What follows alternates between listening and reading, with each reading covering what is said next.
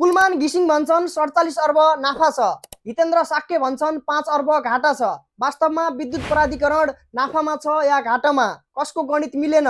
को फटा बोलिरहेको छ? जानौ आजको भिडियोमा प्रुफ सहित। कुलमान घिसिङ 2073 भदौ 29 गते पहिलो पटक विद्युत प्राधिकरणको एमडी को रूपमा आएका थिए। यो अघि अर्थात् 2072-73 को रिपोर्ट अनुसार विद्युत प्राधिकरण 32 अर्ब 91 करोड घाटामा रहेको देखिन्छ। र अब कुलमान घिसिङलाई निकाल्नु भन्दा पहिलाको महालेखाको अडिट रिपोर्ट हेर्ने हो भने आर्थिक वर्ष 2080-81 मा विद्युत प्राधिकरणको नाफा 47 अर्ब 96 करोड भन्दा बढी छ। यसरी हेर्दा कुलमानको इन्ट्री पछि अहिलेसम्म विद्युत प्राधिकरण नाफैमा छ, तर हितेन्द्र साक्य भन्छन् 5 अर्ब घाटामा छ। आखिर विद्युत प्राधिकरण 5 अर्ब घाटामा छ भनेर किन देखाउन खोजिरहेको छ?